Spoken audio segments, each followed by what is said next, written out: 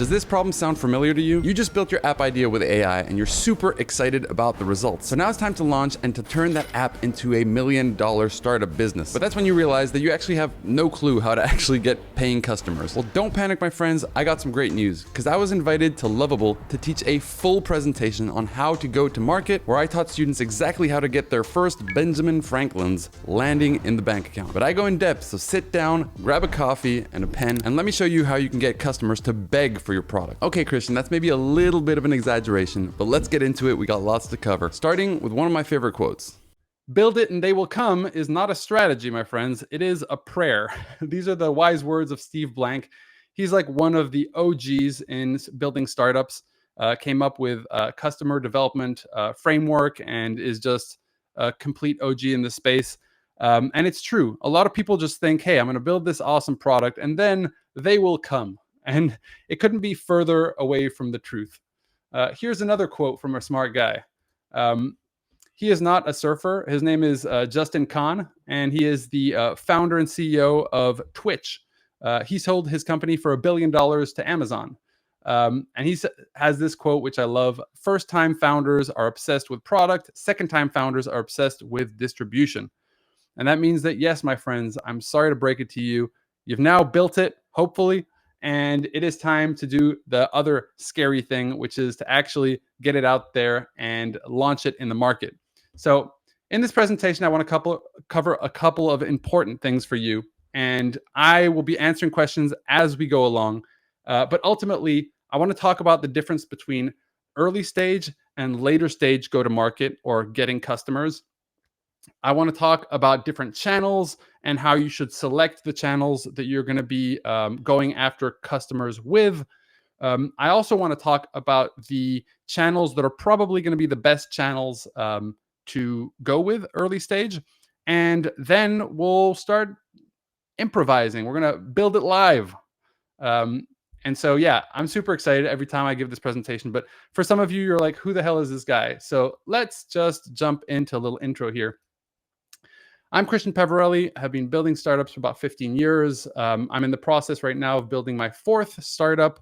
I've raised capital for 2 of those, but probably more important for you, I was the director of a startup accelerator here in Los Angeles, where I trained more than 100 founders who went on to raise more than $50 million in funding and got into accelerators like Y Combinator, Techstars, 500 Startups, etc. So, yeah. And throughout this process, we basically trained founders for 6 weeks, every 6 months, 10 founders specifically. And then they would go on stage at Google and present in front of 100 to 150 investors. This is us at Demo Day. I'm right here.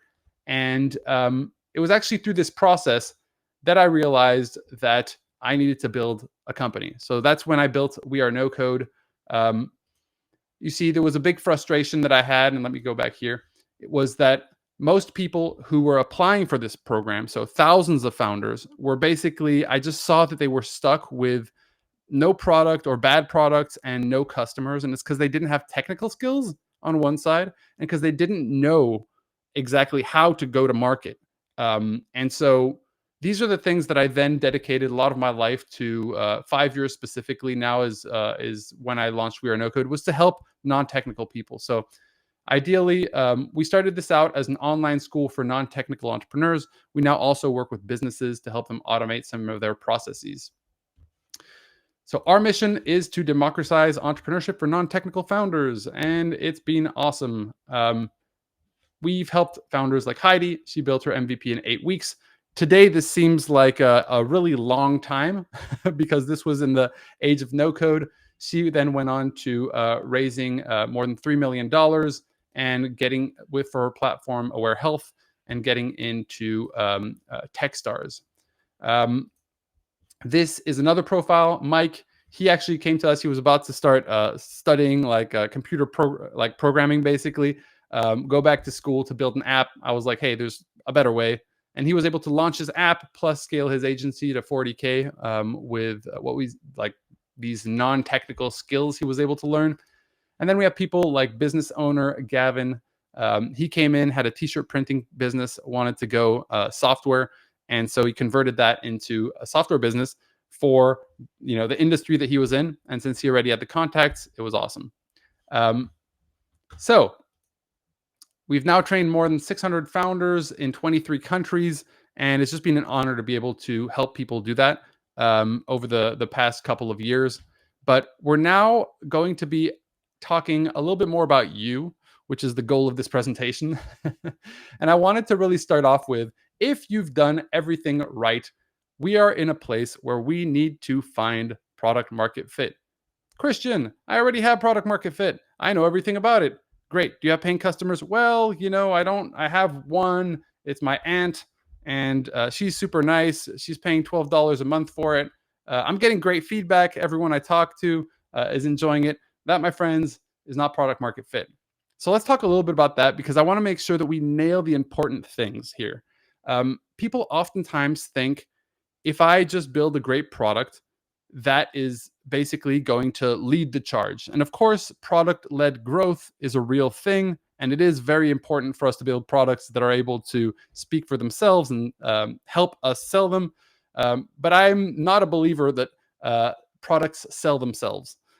So even though you're more of a excited about the building part, as soon as you get a mastery over actually getting customers, now you really will turn this passion project, this sometimes money hole, into an actual business, a revenue generating business.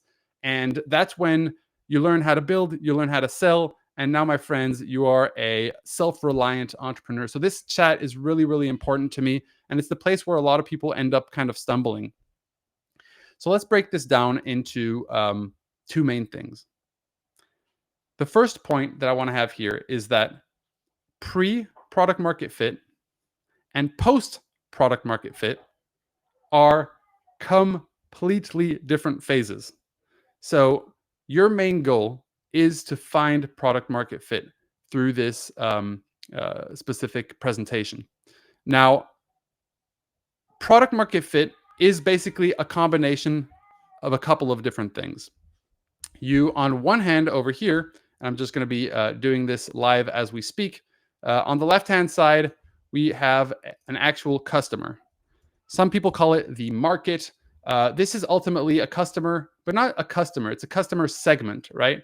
It's a persona. It's an individual who you think would be a good buyer and user of your platform, right? And you may be right about that. You could also be wrong. In fact, I would usually argue that most people have at least 3 different segments that they think would be good, customers for their product. And your goal early on is to figure out which one of those 3 is going to be your beachhead market. Now, a beachhead market is basically the segment of the market, or the segment of the customers out there that are going to get you to $1 million in revenue. And early on, since you don't have the time and money to go out after everyone, you want to make sure that you've selected the, let's call it, the lowest hanging fruit. So figuring out who the customer is probably the most important thing. And I see this all the time. People have an idea of who the customer is, they build the product, and then the customer kind of either doesn't use it or uses it and is not actually willing to pay for it.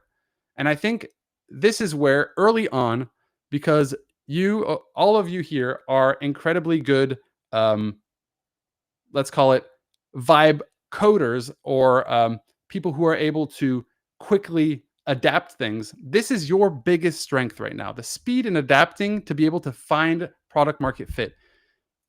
We don't have to be right. We don't have to be right about any of these pieces of the puzzle. We just need to determine what our next experiment is going to be. And the second piece of this puzzle is basically the pain point, or the problem. This is something that, if we don't understand what we are solving for, or what the problem this specific individual is facing, then we can't optimize our product to solve that pain point. Oftentimes, the first day of class, when we teach boot camps, is we're like, give us your one-liner. And of course, people go on to basically deliver a 5-paragraph explanation. And then they say, so basically, it's a. And I wish they would just start with what comes after that. Because if you're not able to explain in very simple terms without a bunch of jargon what you actually do and for who, then you have a problem. Um, and again, I want to take the pressure off being right. You don't have to be right. You could have today the completely wrong product, or you could have targeted the wrong customer. Your ability to kind of adapt what you've created or to target a new customer is going to be your ability to turn this into a revenue generating business. Give me just a second.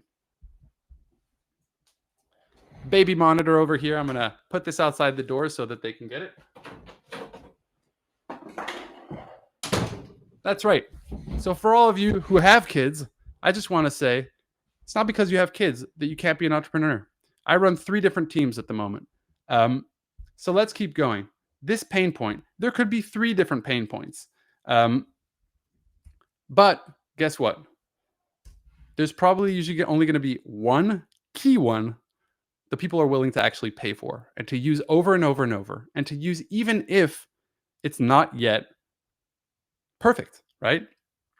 We can assume that our products are not yet perfect. What is the third one? Well, the third one is what determines the difference between a money hole or a good idea into a business. It's the business model. Business model, what does that mean? A lot of people are like, how are you going to make money?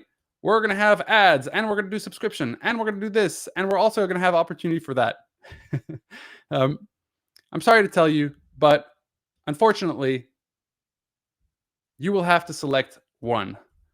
Again, I just want to repeat this. I'm going to keep repeating this. You don't have to be right. You do not have to be right. You just have to have the ability to, test out each one of these assumptions one by one until you fall on the mecca. Let me just write subscription, which is probably most of your business models will be subscription. There could be many other models too. There are 14 proven business models. If you want to check out those business models, you don't have to reinvent the wheel. You could just pick one of those, and then we're going to test whether it works or not. Now, business model doesn't matter if you don't get the customer and pain point right. So early on, and I highly recommend that you do this next, is to determine and to write down on paper, like, who are the 3 individuals? Who are the 3 people who you think would be great customers for your product? But very specifically, don't just say, oh, my product. The biggest mistake people can make is to go after everyone. So just write down the 3 sub segments. Then go to an LLM, whether you use ChatGPT, Grok, or whichever one you use, and just describe that customer and tell the LLM to transform that into an ICP, which is the ideal customer profile, which is basically going to determine all the things about that individual, and you'll be able to understand that person more in depth, like what are their pain points, what are their different characteristics. And then, my friend, you should choose one of them. And it's just because we're trying to make an experiment. And probably not all of these are going to be equal, right? Let me give you an example. Some customers you won't even be able to reach. Probably not a good customer to go after. Probably, it's going to, some people don't actually have the problem. So probably not a good customer to go after. Then we will have the scenario where someone likes it and is willing to pay but doesn't have the money for it. Probably not a good customer. We want to go after a customer that fits a number of different criteria, right? They have the pain. They're aware of the pain. Maybe they're already trying to fix this pain. There are a solid number of them. We're able to reach them. All of these things. But your ultimate goal with this series of experiments, because again, let's think of ourselves as scientists here, is to reach my rule of 1. This is the founder's mecca. This is, you have one customer segment. They have one key pain point that you solve for. I keep writing paint. Um, you're able to reach them through one marketing channel. You monetize them with, and I keep writing one here, one business model. And let's see what else. And there is one outcome they want. All of these things, if you're able to align this as much as possible, and this is Mecca, this is not actually the reality of startup world, but the closest we can get to to having one customer with one that solves and one product. Let's add that one product that solves one pain point that we're able to distribute through one channel with one business model. I'm just saying all these things because that is the ultimate goal that you should all have. Get to the closest as possible to this. And the reason why I say this is because with the power of Lovable, you can very easily build a complete product from scratch as long as you are staying close to the customer feedback. Now, the process. Now, this is something I love talking about. The process. Early on, you're going to have to do stuff that doesn't scale. That's another quote from the founder of Y Combinator. Our goal after product market fit is to hit product, not market, but product channel fit. This is where we're testing out different marketing channels and figuring out which one is the best, right? So if we're not able to nail down one customer, one product, solving one pain point with one business model in this first phase, product market fit, it doesn't matter. Like, we won't start testing out all these different channels. A big mistake that people make is they think they have product market fit and then they start spending marketing money, but they don't really. They're going to waste a lot of money. There's going to be a lot of market friction, meaning that it costs a lot of money to hit these, to reach these people. And so, again, your goal is to go through and get the closest as possible to this rule of one. And you should be making big moves until you reach that, right? You should change completely the customer segment that you go after. You should completely rebuild the product to fit that specific customer. You should, change the pain point that your product solves. You should test out different business models. So again, right now we're in the phase where we need to just start getting our first paying customers, and then we need to understand a number of different things. So early on, for us to be able to sell, at first, we want to be in the room. We want to be in the room because we need to do things that are not scalable. We need to understand what makes people tick. We need to understand all the fundamentals because there are 3 other circles here that we need to get right for this next phase. And so if we're not able to figure out, for example, the specific objections that our customer has, then we're going to be talking about the wrong things in the ads. We're going to be talking about the wrong things in the frequently asked questions at the end of that landing page. If we don't know the outcome or the pain that these individuals are suffering, that is the one that people are actually willing to pay to solve, we're talking about the wrong things. And so the only time when we can actually scale our marketing is when we understand the foundational pieces of the selling process. So that usually has to do with the outcome that people are looking for. When I say outcome, I'm talking about the promised land, right? So like one example I love giving is like sometimes I see people selling the features versus the outcome. What do I mean by this? If what I'm selling is a beautiful vacation in Bali, I'm going to be selling them on them sitting on the beach sipping a margarita.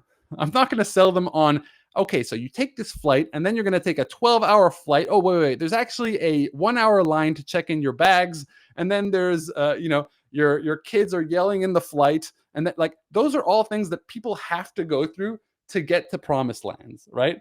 And that's actually the third thing you should be talking about when you're like trying to sell to people. The first thing is the actual promise. It's the outcome. the dream outcome that people want.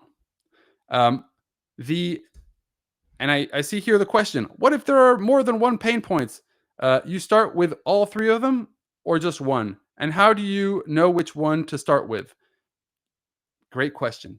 And I'm going to give you an answer to that in a second. And I'm just going to write a little reminder over here, which is customer discovery. Because if you do this process right, it's happening naturally. But I would say it's okay if you have more than one pain point. We're just about to talk about that. After the big promise, there's basically, and you're going to realize that probably in the eye of the customer, those three problems are not seen as all equal. If you ask them, sort these in order of the most painful to the least painful, then if you do that with 20 different individuals, you're going to see very clearly which one of those wins, or at least you'll be able to kill one of them. So I'm going to explain how this all comes together also in actual reality, like on a landing page too, because I think it's super important to do that.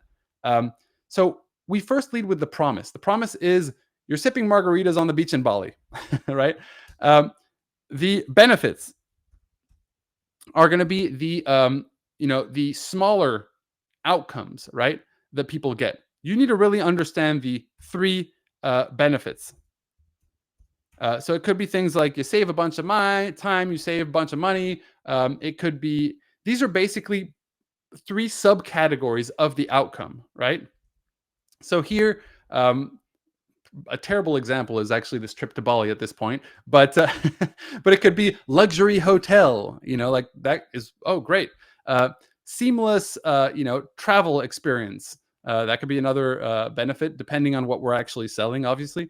And the third one could be save money, right? You get really good price. And that's because you go through this package. I don't know.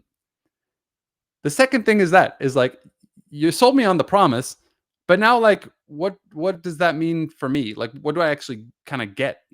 These are the benefits. And then we talk about the features. But why do we talk about the features? Christian, you said no features. The features are what realistically tie in the customer's brain the product to the benefits and the outcomes that they're going to receive.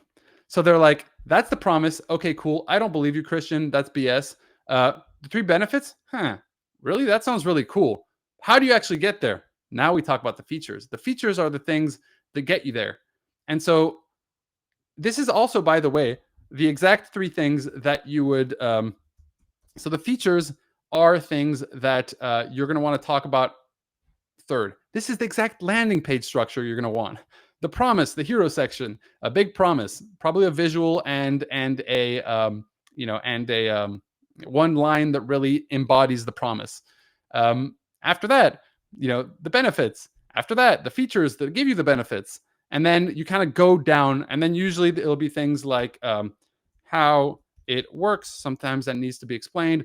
Upload your CSV. Let AI do its work. Download the results. I don't know. I don't know what your products look like, and I'd love for people to kind of like drop what product they're actually working on, so we can actually start jumping into some real examples here. But yeah, I think that ultimately, more likely a rum-based drink. I love that benefit. Rum-based drink. Thanks. That's funny. Adding some humor to this conversation here.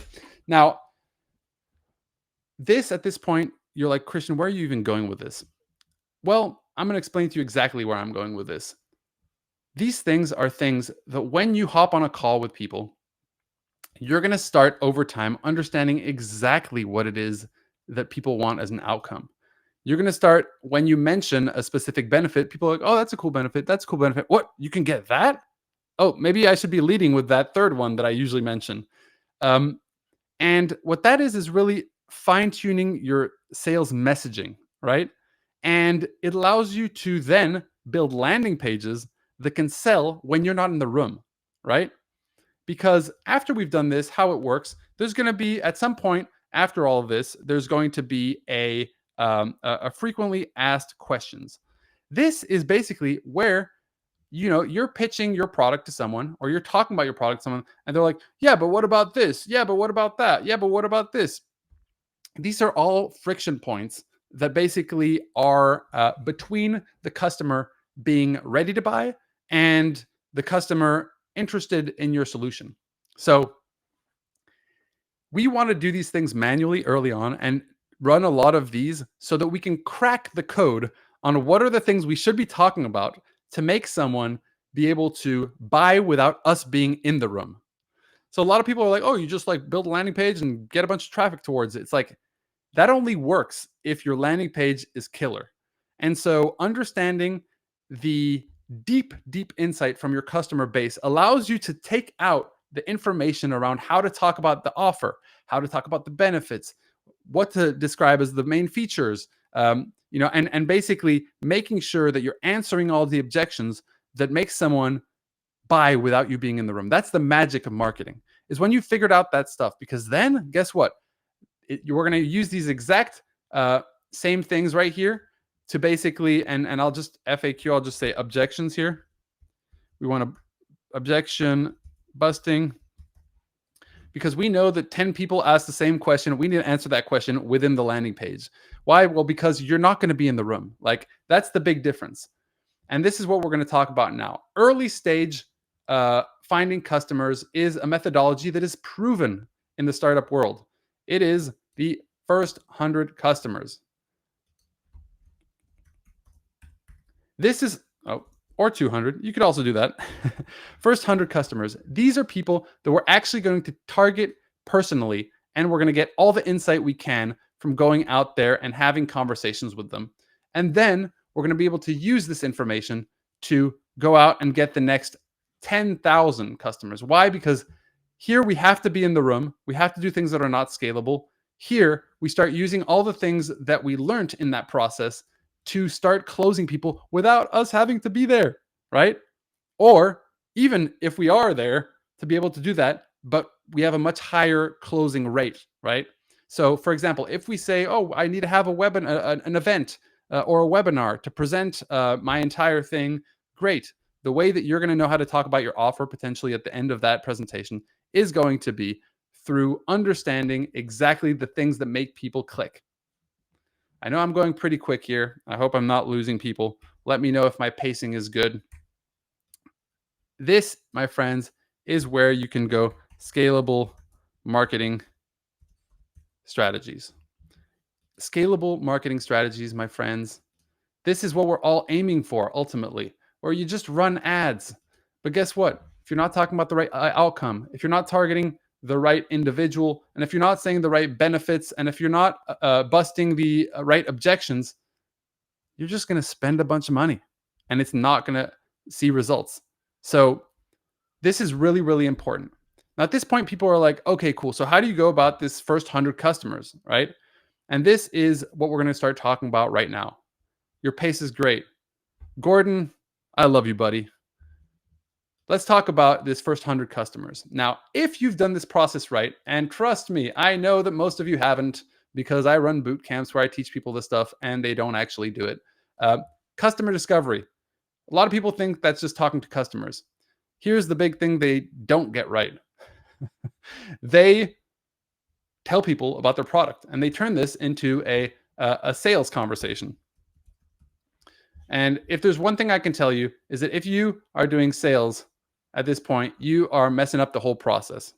This is the process through which you ask questions to these ideal customers you think. So again, you had 3 different prospects you thought. You're going to start off by being like, I think this prospect or this customer segment or this individual I'm going to go after has the highest likelihood.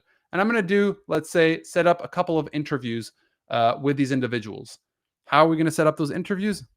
I'll let you know in just a little bit. We're going to get to that.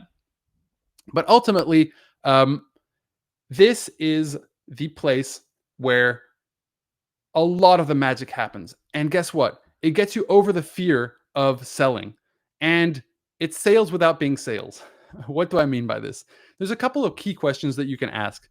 Tell me, the first question everyone should be asking is, tell me about the last time you booked a flight to travel internationally in the use case that I used. Or tell me about the last time you and then basically what your product solves without talking about your product at all. These conversations should not talk at all about your product. It's about getting insight from your market, understanding their life so that you can get better at talking to them. And ultimately, in the longer term, you're building a list of people who might become your first paying customers. Because this does two things: it builds the wait list, and it also builds the relationship with these individuals. So at that point, let's say I've done like 10 different customer discovery interviews. At that point, I potentially have much better insight that I can go to adapt my product market fit and be like, you know what? I talked to the customer. It really seems like we're targeting the wrong person. This person like doesn't suffer from this problem, is not willing to pay for it, is broke, all these different things. And it takes the pressure off because people hate selling. Who likes that, second hand car salesman who's going to come and try to close you and I think that's really the important insight that you should take away. You have to do things manually, and you have to get insight that allows you to build things that are scalable marketing strategies. So if you have done this well, you will be essentially doing customer discovery interviews before you build anything. Now, I know everyone's already built stuff. It's never too late for you to do customer discovery interviews. You should continually do them even after you've launched your product anyway. As soon as we've done that, this turns straight into sales. So like basically that's one thing that people kind of forget is that like, oh, wait, what's happening here? Malfunctions, help me. Excellent. So this is where this naturally just turns into sales. You've had a bunch of conversations with people. You've fine-tuned your product. You fine-tuned your messaging. And now this naturally is like, hey, at the end of these customer discovery interviews, I usually say, hey, do you want me to contact you once the product is ready to test it out? It converts automatically into sales. And it allows you to understand the things you need to do to go from first 100 customers to scalable marketing strategies. Because remember, in this first phase, we're getting in-depth insight that's going to be difficult to get once we start doing scalable marketing strategies, right? It's really the things that make people tick. And that is at the core of sales. It's not about actually closing people. It's about getting the right offer in front of the right customer at the right time. So let's talk a little bit about that. Everything, my friends, is a funnel. Whether you're fundraising, whether you are, going after customers, whether you're doing paid ads, whether you're doing SEO, there are different phases to the customer journey when it comes to buying. And ultimately, we have the tools these days to be able to go incredibly quick when it comes to these phases. And so we're going to be using that to our advantage. I think the coolest thing about platforms like Lovable is that now, my friends, you can literally iterate so quickly. Oh, didn't fit the market. What if we build another product? Boom. Next day, you have another product that you're putting in front of a customer, getting actual real life feedback. But remember, we have to go through these phases. The first phase is awareness, right? That's we even hear about you. Consideration is when we basically get them to see what you're doing, right? Get them on a landing page. And conversion is when they are fully convinced and willing to pay for your product. Loyalty then becomes this cool thing. And hopefully, over time, we are taking each loyal customer and creating what we call a growth loop. This is the ultimate thing in startups. It's like each happy customer is basically referring another customer. And this is so amazing. And I'm going to give you an example of this in just a second. I think it was, SurveyMonkey. Basically, they had created this funnel where they would get people to buy their product, which was a survey platform. And here people would come out as paying customers. But at checkout, or after someone filled out the like a specific survey, it would be like, hey, do you want to create your own survey for any reason? And that now meant that every new customer was basically referring an existing customer. And so this could be like, give people free credits. This is so awesome because it starts becoming like each new customer that you spent a lot of time getting through these 3 steps of even figuring out who you are, considering your product, and then convincing them to buy here, now becomes an ambassador of your new one. How can you do this? I just saw that question inside the, well, there's a number of things, right? There are things in the product that you can do, right? Um, there are things with the customers. So with the customers could be an affiliate, right? It's like you have an affiliate program where if people refer people, they get extra credits, or they get free access, or they, get paid. That's a good way with people. If not with features, right? You could do something where if people use the free version, then it's branded the brand. So, for example, with Lovable, one of them, not to expose their strategy, it's like, the little Lovable badge. So if you don't want to pay, or if you don't want to take that away, it's going to be there. And then people who see your landing page will see Lovable. Huh, what's Lovable? Boom. Now, some of the people who start seeing some of your websites will see Lovable there. And you can obviously turn that off. But these are all great ways that you can build within product things that bring more customers for each existing customers. Okay. Christian is going to take a little breath here. So everything's a funnel. Everything is a funnel. But my friends, if you think that every marketing channel is good early stage, you are drastically mistaken. Here are a handful of channels that you could choose to go after. And I'm about to tell you why almost none of these are good channels to use early on. I could tell you from 2 perspectives. First, from the guy who spent a bunch of money with all of these and has not, and has learned the hard way through several startups. But also, I'm going to break it down logically so you can really understand. Early on in a startup, we need to get feedback at all costs. Feedback is going to allow us to get revenue, and it's going to allow us to improve this product, and it's going to allow us to scale. And a lot of these marketing channels will not allow us to get quick results. And that's why not all marketing strategies are good for the early stage of building a startup. So here we have SEO. SEO, you could do on page or off page. I won't go too far into detail, but it's how you rank on like Google, and now on LLMs has become a very important thing.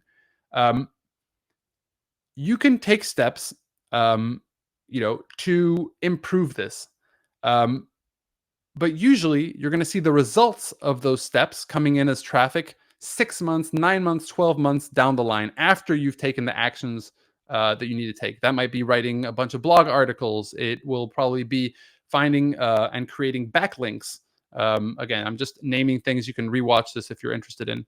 But basically, not all of these are going to be good. And a big mistake that people make is to ultimately try to do too many of them early stage. And so that's where I'm going to kind of save you. So social media. Yes, Christian can start posting today. And sure, over time, that will work, right? I now have actually 270,000 subscribers on my YouTube channel, which is called We Are No Code. But for the first 2 years, no one cared. No one cared. And so you just have to understand that some of these are going to be long-term investments. And long-term investments are things we don't necessarily have time and money for early on, right? We have limited bandwidth. We're a one-person team with maybe a couple $1,000s. And so we need to really invest in channels that get quick return on investment in terms of the return being feedback. And ultimately, content is also great. But again, it'll take long until you build a content strategy that actually starts bringing in people. Outbound, which is highly personalized outreach messages, is super effective. We'll talk about that in more details, and I'm going to teach you how to do it.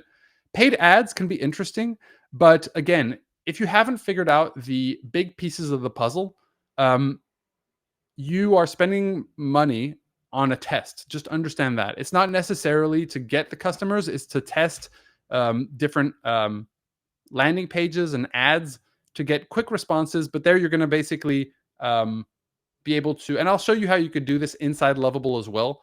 you need to get feedback on these ads, right? So how many people landed on that landing page? They saw the ad, they landed on your landing page, and then how many gave you their email or signed up? Those are the metrics you're looking after. Again, here, this is still going to be expensive. So you should think about it as more of an experiment. Spend $100 here, $100 there. I totally love testing with paid ads, but don't think it's going to be the most reliable channel to find and reach and close people. Email marketing, this is definitely a good one. And it's the reason why a lot of you have been told to build a list, right?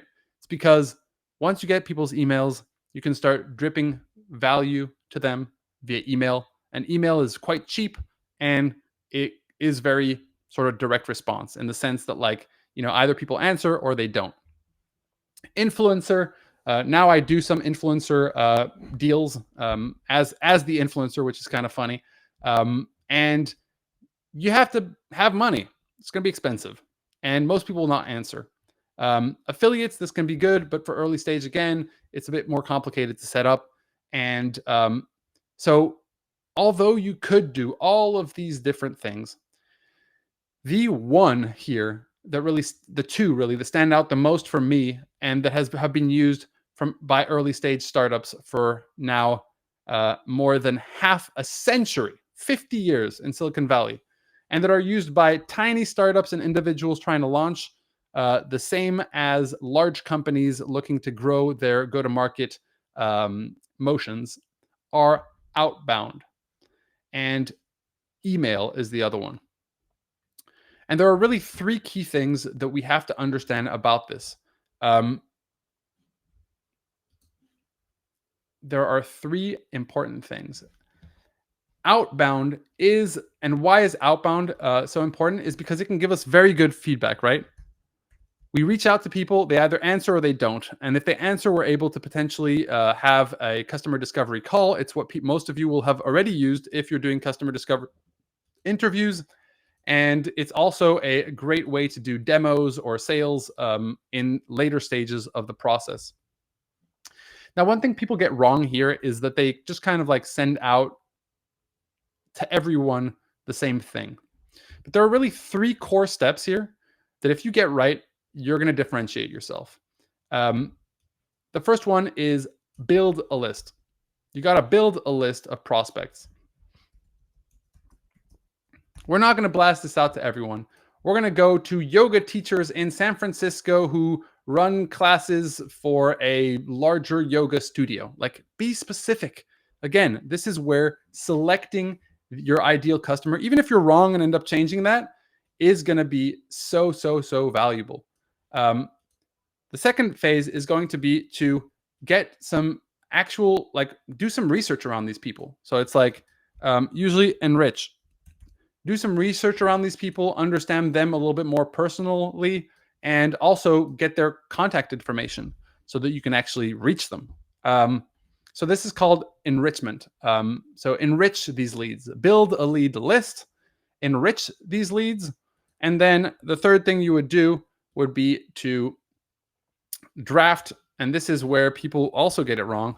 It's not just about like sending a one size fits all. Personalized. It's about creating a personalized outreach strategy. And if you get these three pieces right, my friends, you are increasing dramatically your chances. So at this point, people are like, Christian, you know what? I get these LinkedIn messages all the time. And my friends, we both know, I'm saying me and you, but there's probably a couple more of you on the back here, that there you can notice from far, like something that's been a little bit, thoughtful and a little more personalized to something that's just totally generic. And the mistake people do in outreach is usually just like slamming people with an offer right up front and not doing their research. However, if the first line of your message is super casual and relates specifically to the last post that I just made on LinkedIn, there's just a higher likelihood that I'm going to answer. And so I want to bring you through some of the like these three things, because I think there's a lot to be said about each one of them. And then at the end of this, I'm going to give you access to something special And by the end of this, you're probably going to be like, oh, Christian is just, this is just a massive pitch. But it's not. I actually built this because a lot of people were facing this exact problem. And so I'll be talking about a way where you can do this kind of automated, but you can also do it fully manual and completely for free. So this is what I'm going to teach you how to do right now. Build a list. What does this mean? First of all, you want to target the right individual, right? So let's make sure we target the right person. After we've targeted the right person, we want to make sure that there is some kind of a signal that shows that these people are high intent buyers, right? Not just anyone, not just like, oh, this is like, this is a yoga teacher, but there are some yoga teachers, a terrible example again. There are some yoga teachers that are going to be better to go after than others, right? And I'm going to be showing you this in real life. We're actually going to jump in and I'm going to be showing you LinkedIn and how to like go out and find and build a list and like actually do these things manually. So let's actually do this. So we want to basically build a list of targets that are ideal customer profiles that have shown to have some kind of high intent. And after that, and probably also, let's say like geographic area. That might be for some of you the case, for others, not so much.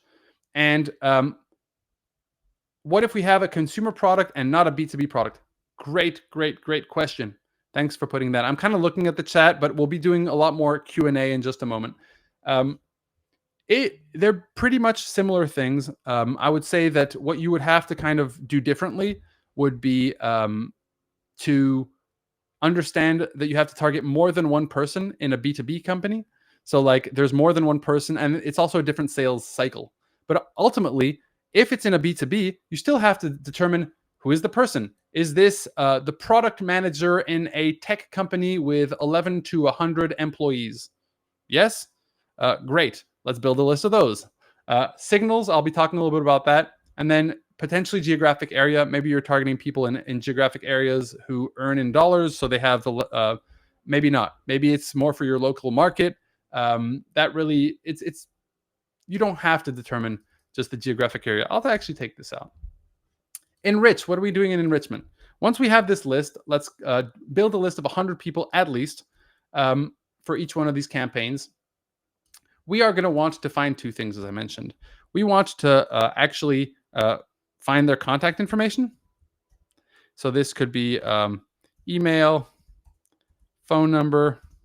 It could be things like their social security number. No, no, sorry. I like to have a laugh. So email, phone number. You could potentially, if you have phone number, also have like WhatsApp. You want their LinkedIn URL. So you could potentially contact them through LinkedIn. And then you want to get some information about them. So this could be like last post. It could be what their company sells. It could be, I'm going to make these really long. Let me just try to put this on 2 so we don't go too much into the personalized space.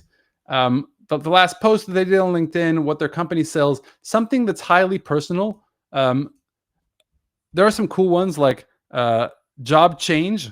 So like they just changed jobs. Oh, that could be a trigger for us. So we can find out that information as well. We could, I don't know. There's just so much information that you could get. Like you could literally have their headline on LinkedIn. You could have their company history. You could have their we can enrich so much information. And I'm going to show you how to do that in just a little moment. And then you want to basically be able to, for that 100-person list, you could either write these things out, each one individually. You want to make it highly personal, and you want to create an outreach message.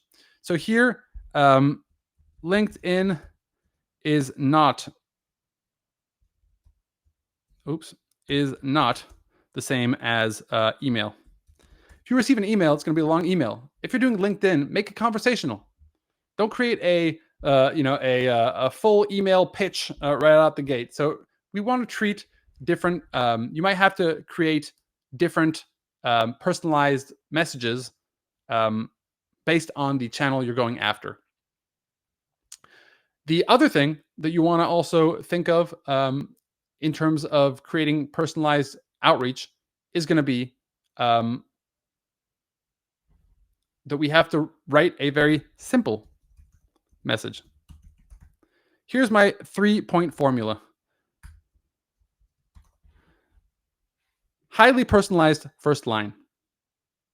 I also include this is not a pitch. Like this is not sales. I'm not trying to do sales if I'm doing customer discovery, for example. So that's going to get their attention. Second one is basically a direct kind of like, I always put a little compliment in there somewhere. And then have a very straightforward ask. Make it 3 lines. Make it very short. And usually I'm asking for a customer discovery interview. Let me see here because I see that there's something went wrong on my page here. So let me know if you can still see me. Yeah, so now we've basically built a list, enriched a list, and personalized messaging. Now we just have to actually send it out. And like anything in life, my friends, it is a funnel. We'll send out 100 messages. We'll get probably, 30% of those, 30 people to actually read the message. And then we'll maybe get, I don't know, let's say 5 people or 3 people to say, yeah, I'm down to do a call or whatever. And then 1 person shows up because these 2 others, they just forgot about it. So I would wire this into your framework. Most people will not answer. You will be doing outreach. Most people will not answer. Most people will not convert. And you have to do things at scale. So the better you are at identifying the right people, getting the correct information, and creating personalized outreach, the higher likelihood to get more conversions. And the difference between a 1 and a 2% conversion rate means you can double your business overnight. So it is pretty important. But let's say, how could we, figure out how to build a list, for example? There's places you can buy lists, and that's great. However, there are also places, my friends, where you can build lists, right? And you can find contacts. So the idea is you need to find these individuals. LinkedIn is probably my favorite place. This is my LinkedIn profile URL. You can find me on LinkedIn, Christian Peverelli, and I'd be happy to connect with you. Here, I could type in things like startup founder events. Let's do something like that. So let's say that I'm targeting founders, right? I could come here and I could figure out, okay, let's see an event, no results, startup pitch. We're doing this live, my friends. So, okay, pitch and win. Pitch your startup idea. Okay, this, if I'm looking for startup founders, I can expect that 25 people here. Okay, these are, and again, I'm looking for startup founders who are actually, as we said, targeted. So they're startup founders. These people are also building SaaS. Signal. So my signal is these people registered for a startup event. That's a pretty good signal that they're interested in startups. So not all of these will be qualified people, but if I click on attend here, now I have access to seeing all these people. And if you have a LinkedIn URL, my friends, for individuals, you could do a whole lot with that. So let's see this. Let's see. Mern. Okay. Open link in new tab. I've found an individual. Now I have their LinkedIn URL. Okay. And I could potentially grab this, and some of these will qualify. Some of these will not qualify. Now, here's where the fun part kind of starts. So there's different ways that we can find people, right? You might be finding them actually in by researching people. So I could also come here and say project managers, right? And I could come here and I could ultimately find product managers. Let's see, people. Okay. And then there are additional filters that I could add to this. So it's like, this is just people everywhere. I'm in Los Angeles, so it's bringing up a bunch of people in Los Angeles, but I could just put United States, and then it will, I could also say working at specific companies if you want that. And we could just connections of, this is a pretty good one as well. Show results. Boom. Now we have a list of product managers who work in the US. Look at that. A bunch of them too. So if I'm going after product managers, I can basically grab all these profiles, and if I have their URL, then that's a powerful thing too, my friends. This is where I'm going to secretly give you and show you access to a tool that, that I'm building at the moment. That's going to be able to do a lot of this stuff for you. So you can go out and based on these, you can scrape information from them, and you could then write out personalized messages for these individuals. But you could also do this a lot quicker.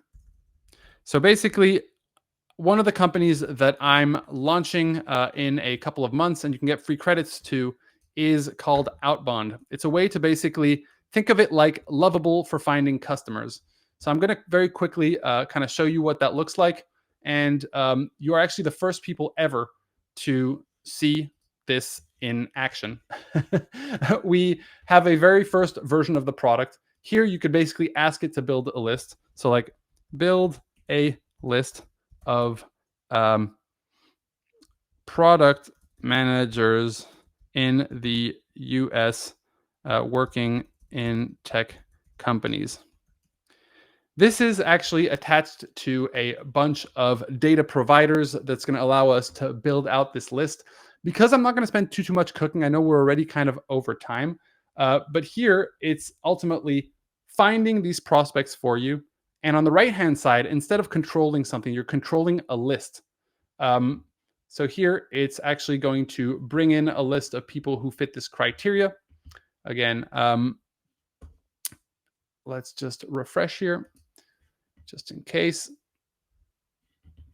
And it failed. Excellent. Welcome to the life of product demos. No, it succeeded. The ups and downs of startups.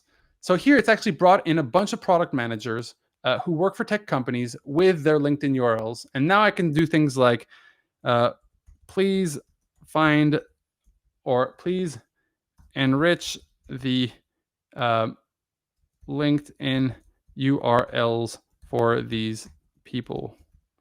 And I can also make spelling mistakes like popple.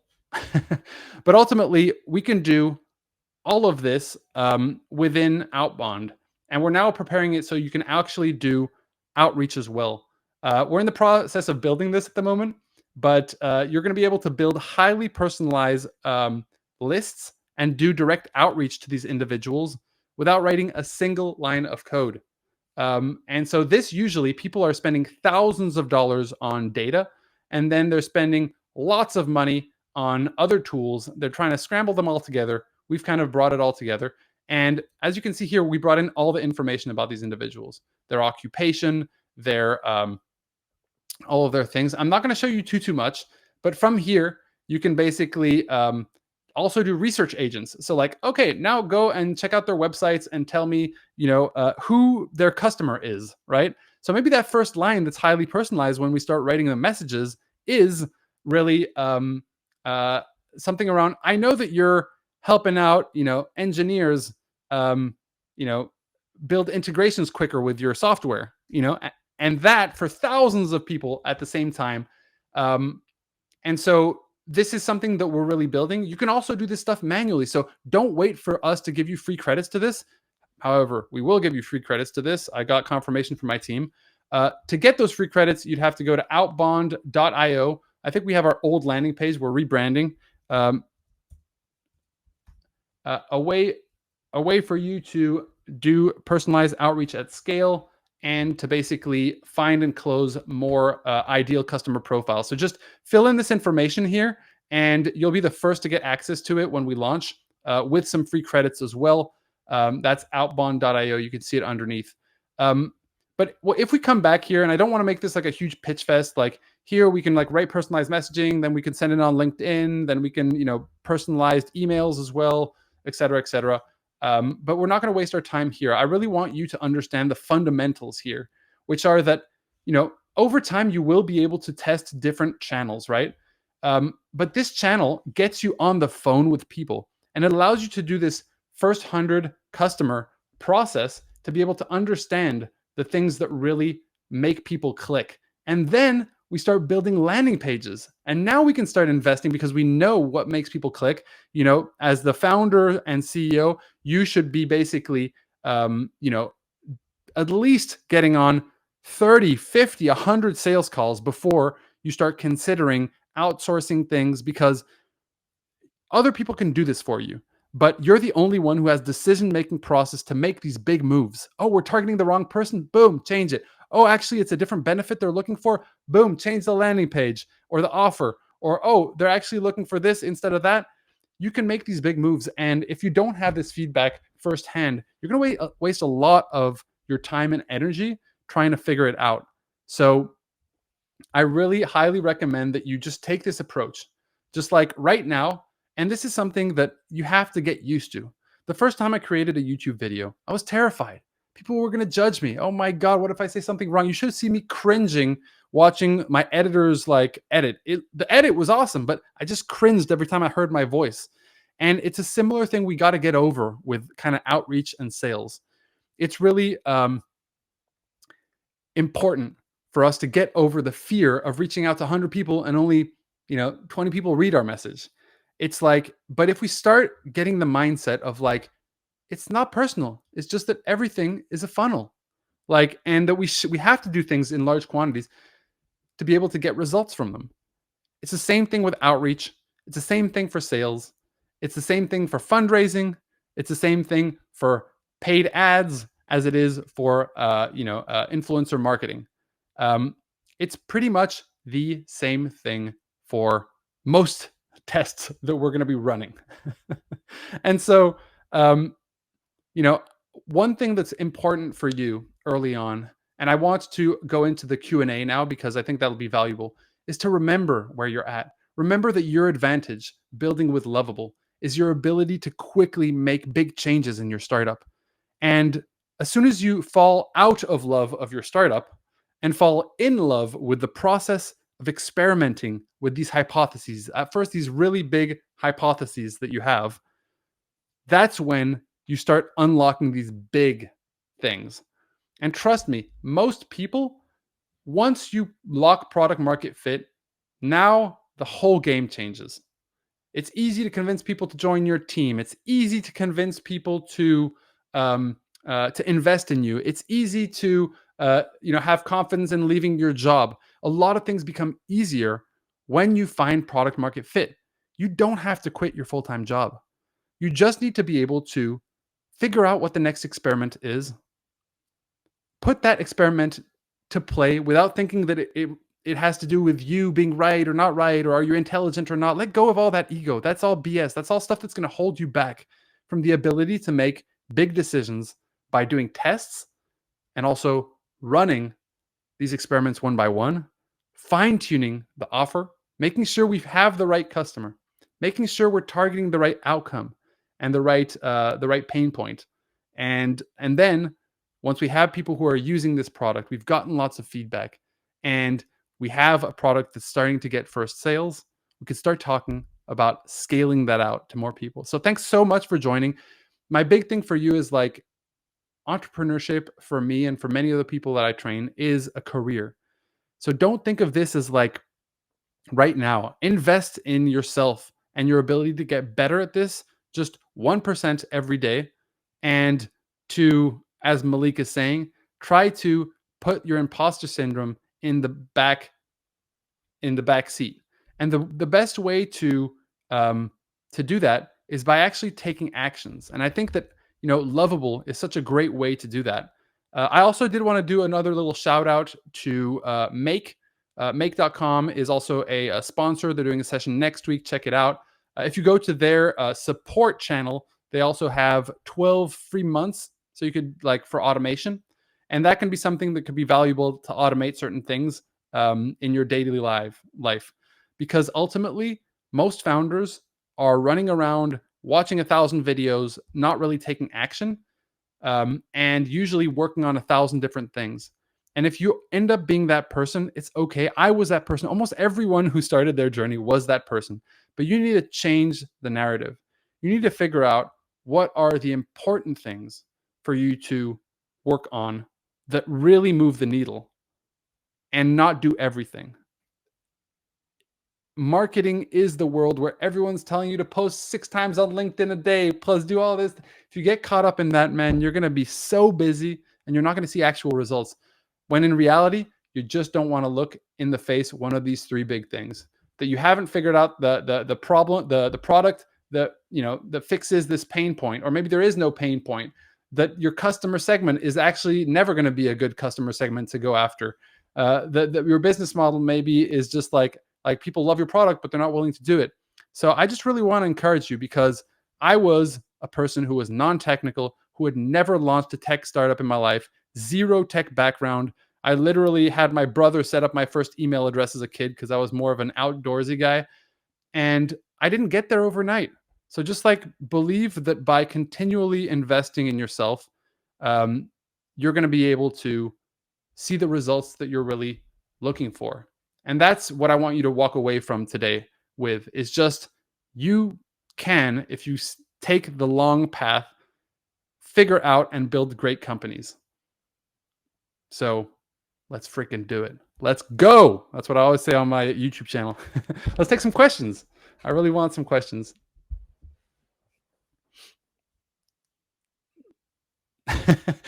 I see someone, how do you build an outbound list for consumers? I would love to have a bit more insight on what type of consumers. So the more specific that you can be in your questions, please, the easier it's going to be for me to answer. If you if you create a list, you can find those through multiple places. My first go-to is always first principles. Just think of where do these people hang out online? Where do these people hang out offline? And actually, I have a great story of a friend of mine who built a startup, and his startup targeted firefighters. And he was doing everything he could to find these people, build lists online. And then guess what worked? Walking into fire stations. So it's sometimes the answer is as simple as that. It's not everything is online. And so everyone has a different startup here. So think as first principles, just do a brainstorm. Where are these people hanging out online? Where are these people hanging out offline? Where can I find these people? And then you could start targeting these people individually. It might be through forums. It might be through LinkedIn. It might be through Facebook groups. It could also be through, WhatsApp groups. You could basically ask ChatGPT or any other LLM to do a deep research and find you communities and forums and places where the kind of person you're trying to look for is hanging out online, and then ask it to also give you options for offline. Again, first principle, my friends. Next question. How do you know scraping which website is legal or illegal? That's a really good question. The scrapers themselves are the ones that are legal or illegal, and all software products that are built who do this have done it for you. So unless, so I would not be too worried if you're going through a third party, and know that the responsibility is on the company. If they're doing illegal things, you probably don't want to use them. And so I would be very, very mindful of that. We use built-in, and we have and we pay for basically very highly targeted data providers for certain things. But you can also have research agents that do scraping for you. That is not illegal. I think I missed the last question that came in there. I don't know if we want to show that again or if we have another question. I'll just jump in. Sorry. That question might be a little bit hard to find. Thanks, Christian. They were just asking about your tool. How does that scrape? Which so again, Yeah, so different data providers. Basically, we are attached to multiple data providers that are able to do, like for example, waterfall enrichment. So to find emails, for example, which that can do, to find phone numbers, there are multiple data providers that we tap into via API, and it goes through more than one to be able to see: did we find it here? We didn't find it here. Did we find it here? We didn't find it here. Did we find it here? We didn't find it here, and then so on and so forth. And yes, you are right. LinkedIn is behind a sign-in wall, but there is publicly available information, and you can get some of that information. What would your advice be if my target audience sits in Instagram and not in LinkedIn? I would build a list of Instagram profiles that you can target, whether those are your own audience or someone else's audience, and basically build a list and create a personalized outreach via DMs. So you can use a tool like ManyChat to do like outreach inside of Instagram, for example. How do you execute a GTM for a marketplace business? Oh, this is such a great question. I love it because I get it all the time. Marketplaces, what do we mean? Airbnb, even to a certain extent, like Uber, you have buyers, you have sellers, and you're a platform taking a cut in between, right? It could be Upwork. There's people providing their services and people buying those services. You're renting out your house on Airbnb, you're renting a house on Airbnb, and the platform takes a cut. This is my approach here. With two-sided marketplaces, the hard thing to do is to get, you have two customers you have to please. So let's talk specifically about how you would want to do that. First, you need to figure out one thing. How many people or how much inventory do you have to have for a buyer to come in and make a decision and to actually buy something? What do I mean by that? How many properties do I have to have listed in Paris for someone who's looking to book a place in Paris have to go through to find and rent a property? If we're doing accountants, how many accountants would you need to have on a platform for people to come and book one of those, to have enough choice basically to book an accountant? One side is what I call inventory. Well, probably what everyone calls inventory, really. But it's ultimately like you need to have enough to be able to please a buyer, for there to be enough choice to please someone who's coming to look for different options, right? So Airbnb, you might need 100 in a specific city. If we're talking about legal, it might be about 20 in a specific state.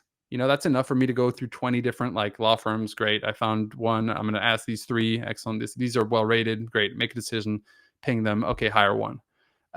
It really depends on the market that you're in. But the first thing I would do is get enough inventory for it to be interesting on the buyer side.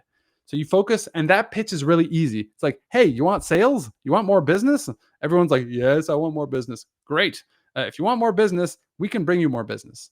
And guess what? You don't have to actually pay anything. We just take a cut if we bring you more business. Oh, that's even better. And if you want to increase your prices a little bit, just the ones that are reflected on our platform, then you don't have to even pay the commission. So let us bring you more customers. Is it okay if we grab all the information you already have on your website and add you to our platform? Yes, it is. Thank you, sir. Grab, put it on platform. Done. And you can use services like Mechanical Turks. You can use several different services to do that really effectively. But that's the easiest way to get people on your platform. It's also something that Airbnb did early on. They would just contact a bunch of people, and then they would bring those properties on the platform, and they went city per city, right? Because who cares if you have one property in Rome, one property in Paris, and another one in Timbuktu?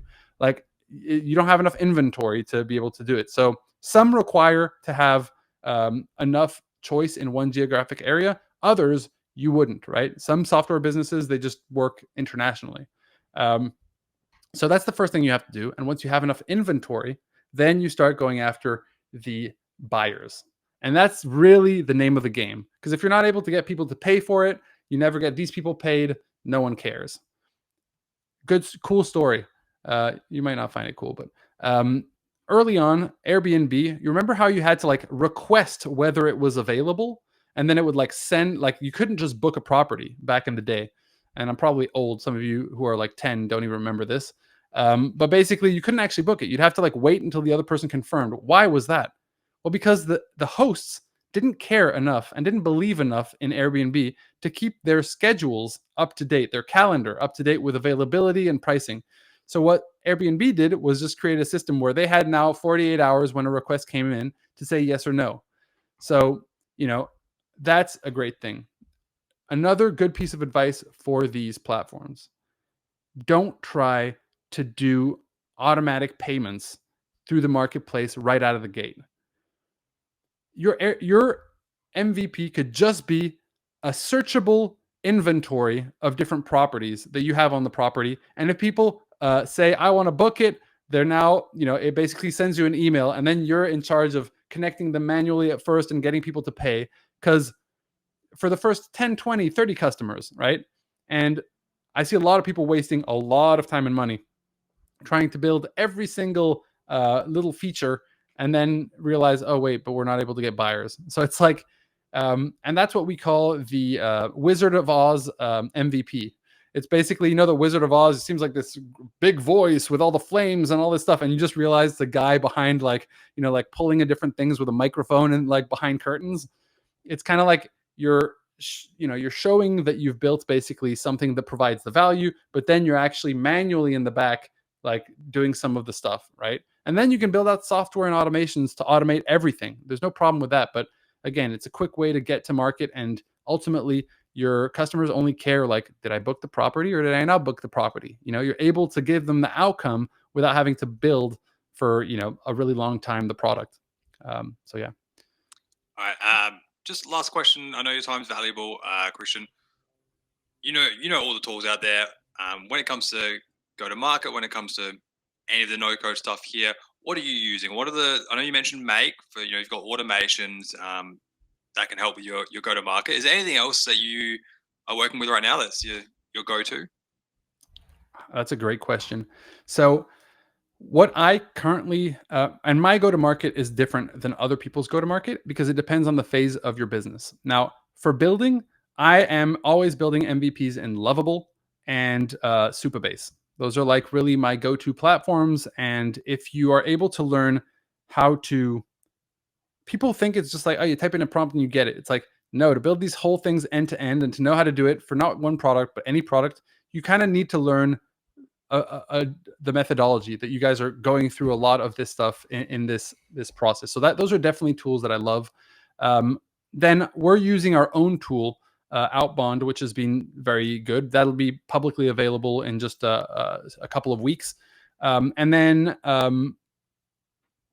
automations. So as soon as you start having things that take grind time and you're doing things manually, like, you got to put in place automations. Make is a great platform for that. There are plenty of platforms, and it's something that will allow you to save some of your time if you're doing things over and over and over repetitively. I mean, I could talk about the stack that I kind of use. I use a lot of tools. I sometimes email marketing tool. I use Brevo. So one thing that's cool with email marketing tools is that when you get someone's email, what you want to do is just get them automatically into a automated sequence. Not a sequence that's just like, bye, bye, bye. No. A sequence that basically like sends them a first email. Hey, thanks so much for signing up. And then after that, if they signed up for your platform, they're the specific type of person they are. So then you can start having emails that drip that just add a lot of value in their life. Oh, here's a free template. Oh, here's that. And then after a couple of emails, you basically are able to talk about your offer and give maybe a discounted offer. So that's a really cheap way to do marketing early on. I didn't get to touch upon that so much, but it's like, as soon as you get people's emails, get them in an automated email sequence. And that sequence should be targeting to deliver value, and then put an offer in front of those people. People love value. And if you're providing value, people will open your emails. So yeah, I love that. Start slow, but always believe you can start a cult following. That's when you succeed.